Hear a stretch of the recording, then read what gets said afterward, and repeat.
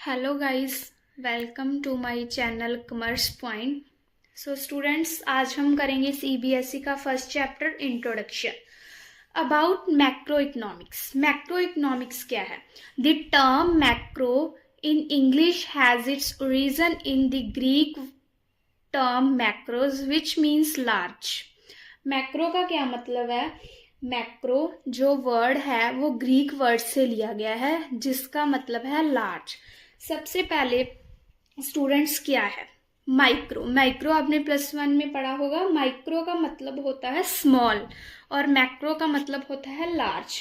सबसे पहले हम देखें इकोनॉमिक्स। इकोनॉमिक्स क्या होता है? इकोनॉमिक्स एक रिसोर्स है, एनीथिंग जो कोई भी जो हमारी वांट्स है उसको सेटिस्फाइंग करता है। कौन करता है? इकोनॉमिक्स। हम सेटिस्फाइंग कैसे होंगे? जैसे हम एयर, वाटर, कोल, पेट्रोलियम, जो हमारा ये रिसोर्सेज है ये हमें सेटिस्फाइंग, हमारी वांट्स को सेटिस्फाइंग करते हैं, ह्यूमन की वांट्स को। सो हम इसे इकोनॉमिक्स कहते हैं।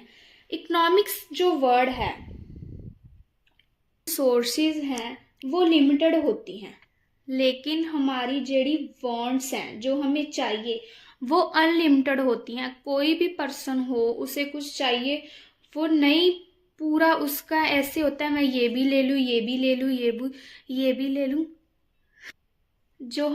हमारे जो रिसोर्सेज हैं वो लिमिटेड होते हैं और अल्टरनेटिव होते हैं। अल्टरनेटिव कैसे होते हैं? जैसे आपके पास 500 रुपये है, आपको ये आपकी मर्जी है, आपने खाने के लिए कुछ लेना है, कोई ड्रेस लेनी है, कोई आपने मूवी देखने जाना है, एंटरटेनमेंट करना है। सो ऐसे कहते हैं जो हमारी जो ह्यूमन रिसोर्स की वांट्स है वो अनलिमिटेड होती हैं। सो इस सब प्रोसेस को हम कहते हैं इकोनॉमिक्स। सो आगे डेफिनेशन है मैक्रो इकोनॉमिक्स की। Macro economics is defined as the branch of economic which study issue or economic problem at the level of an economic as whole। जो हमारी मैक्रो इकोनॉमिक है वो हम लार्ज लेवल पर हम इसकी स्टडी करते हैं, पूरी इकोनॉमी का जो हमें पता लग सके पूरी इकोनॉमी में क्या चल रहा है। हम इकोनॉमिक प्रॉब्लम को स्टडी करते हैं आगे। और हम इसे कैसे डिफाइन कर सकते हैं? Macro economics is concern with the economic as a whole और large segment of its. In macroeconomics attention is focused on such problems as the level of unemployment, the large of inflation, the nation total output and other matters of economic wide significance। इसका मतलब है हमें macro economics से पता लगता है देश में कितनी बेरोजगारी है, देश में कितना टोटल इनकम, कितना पैसा आ रहा है, कितना हमारा जो सामान है वो इंपोर्ट हो रहा है, एक्सपोर्ट हो रहा है, कितनी इन्फ्लेशन है, डिफ्लेशन है। ये सब हमें मैक्रो इकोनॉमिक्स से पता चलता है। नेक्स्ट क्या है? नेक्स्ट है how macro economics differs from micro economics. ये इंपॉर्टेंट है स्टूडेंट्स, आपको पूछ सकते हैं पेपर में।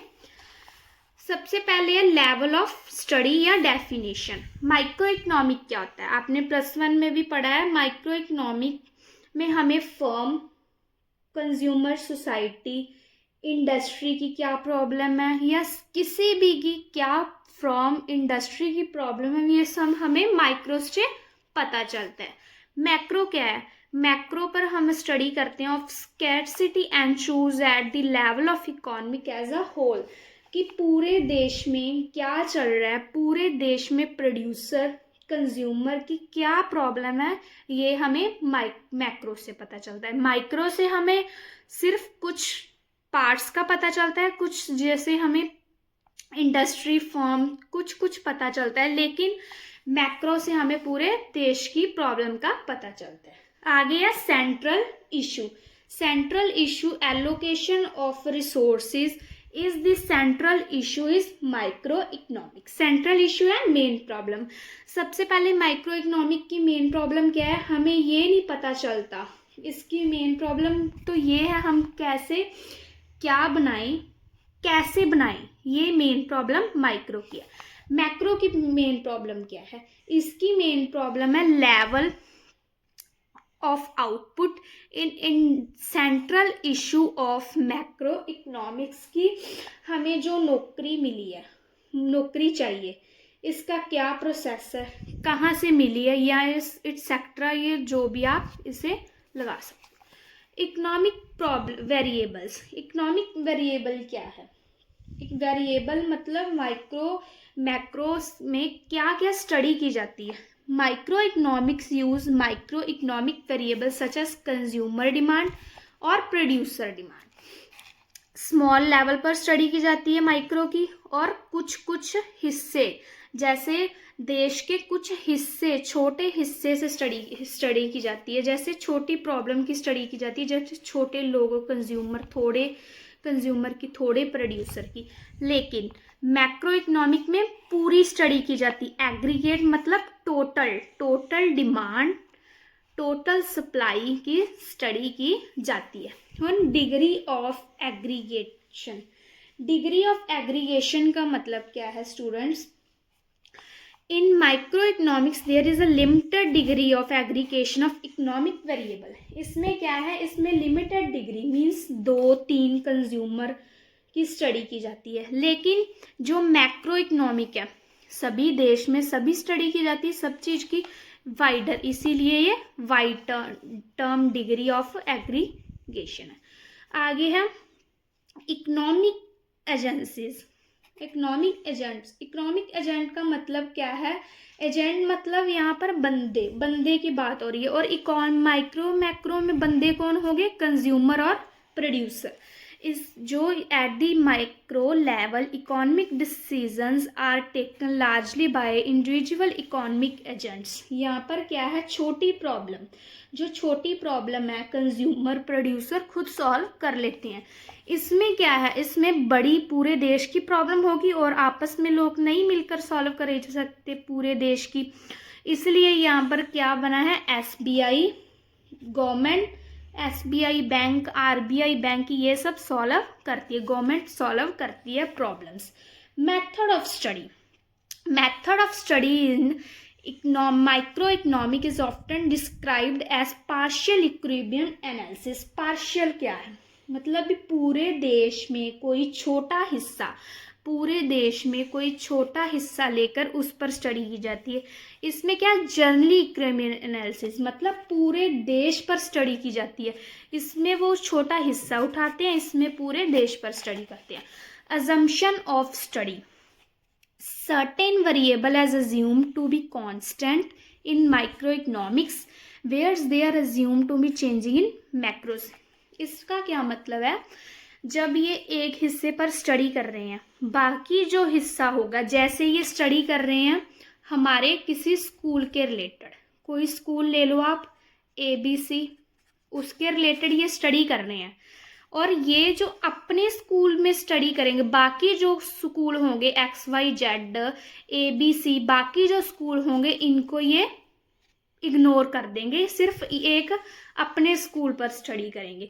Certain variable are assume to be constant macroeconomics, they are assume to be changing in micros. जैसे ये देश पर स्टडी कर रहे हैं, जैसे इंडिया पर स्टडी कर रहे हैं, तो इंडिया का ही इनको पता होगा क्या चल रहा है। बाकी जो हम फॉरेन कंट्री USA में ये पता नहीं करेंगे भी वहाँ पर क्या चल रहा है। वहाँ पर ये कांस्टेंट मतलब उनको ये इग्नोर कर देंगे, फुली इग्नोर कर देंगे। आगे distinguish between partial equilibrium and journal equilibrium. जैसे आपने पीछे ये पढ़ा ही है, पार्शियल और जर्नल। नेक्स्ट क्या है? Distinguish between partial equilibrium and journal equilibrium. आइए इंपॉर्टेंट क्वेश्चन आपको पूछ सकते हैं, जैसे आपने पीछे पढ़ा distinguish between partial equilibrium and general equilibrium. Partial equilibrium refer to the equilibrium in one market on the assumptions that there is no change in other market. इसका मतलब आपने पीछे पढ़ा है, पार्शियल मतलब वो एक जो छोटा हिस्सा है, पूरे देश में जो छोटा हिस्सा है उस पर स्टडी करेंगे। लेकिन जर्नल है जो सभी स्टडी करेगा। ऑल जर्नल ऑल मार्केट पर, ऑल दी मार्केट पर स्टडी करेगा। लेकिन जो हमारा पार्शियल है वो एक ही मार्केट पर स्टडी करेगा। नेक्स्ट क्वेश्चन आ गया, इज सेविंग अ विर्चू और अ वाइस। जो सेविंग है वो विर्चू है या वाइस है? सेविंग माइक्रो लेवल विर्चू लेवल पर है। सेविंग है जो हमारी माइक्रो लेवल पर तो विर्चू है, पर बड़े जो लेवल पर है वो वाइस है। पूरे देश में कितनी सेविंग वाइस है, कितने ना कितने आपकी इकोनॉमी, कितने ना कितने तो आपकी इकोनॉमिक डूबती है, लेकिन भी आपकी इकोनॉमिक डूबती है, लेकिन इकोनॉमी क्या चाहती है कि लोग खर्चा ज्यादा करें और सेविंग कम करें। इकोनॉमी क्या चाहती है? लोग खर्चा ज्यादा करें, ज्यादा चीजें लें, इंपोर्ट एक्सपोर्ट करें, लेकिन सेविंग ना करें। ये क्या चाहती है? ये हमारी इकोनॉमी चाहती है।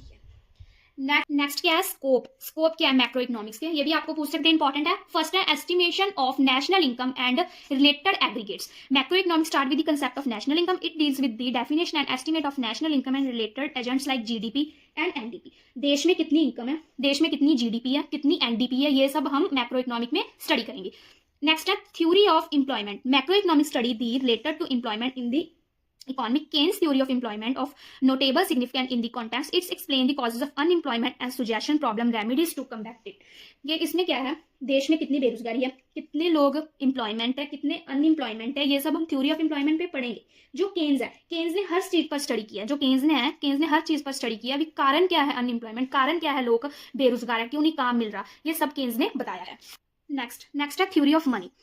Creation of money by the commercial banks is an important component of macroeconomics. Linked to it is the role of central bank of country in regulating the supply of money in the economy. Theory of money में क्या क्या है? हमारा देश का कितना पैसा कैसे सर्कुलेट हो रहा है, हमारे देश में कैसे घूम रहा है। जैसे कि हमें पता लगना चाहिए, मैक्रो इकोनॉमिक में हम स्टडी करेंगे हमारे देश में 10 के नोट कितने हैं, 50 के कितने हैं, 100 के कितने हैं, 500 के कितने हैं, ये सब हमें मैक्रो इकोनॉमिक में पता चलेगा। कैसे? हमें ये भी कैसे पता चलेगा कि आरबीआई कितने नोट छाप रही है, एसबीआई उसे कैसे पैसे को सर्कुलेट कर कर हमारे पास भेज रही है।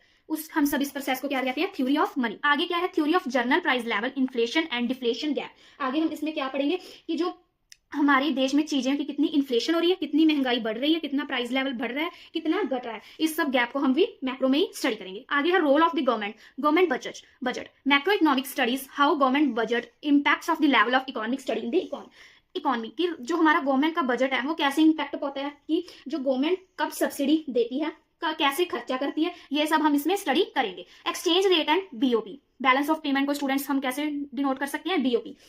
एक्सचेंज रेट क्या है? कि हमारी फॉरेन एक्सचेंज रेट, कि हमें जैसे हमें बाहर ला कोई पैसा हमारे कंट्री में लाना है, एक हमें डॉलर लेने के लिए अपने देश का कितना पैसा हमें सेक्रीफाइस करना पड़ेगा। जैसे देश के 90 रुपए सेक्रीफाइस करने पड़ेंगे। कितने? 90 रुपए। आगे हम इसे क्या कहते हैं? Exchange rate. BOP balance of payment क्या होता है? बैलेंस ऑफ पेमेंट स्टूडेंट्स होता है एक्सपोर्ट इम्पोर्ट। जैसे हमने 100 रुपया एक्सपोर्ट किया और 50 रुपए इंपोर्ट किए।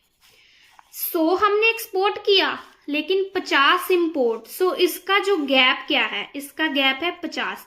इस गैप को हम क्या कहेंगे? BOP, balance of payment. आगे स्टूडेंट सिग्निफिकेंस, आगे description of economic. Macro economics offers a deep description of economic, estimate of national income, study of unemployment, government budget. Micro के स्टडी करते हैं, ये इसके सिग्निफिकेंस मतलब इसके बेनिफिट्स क्या हैं, ये स्टडी कर रहे हैं हम।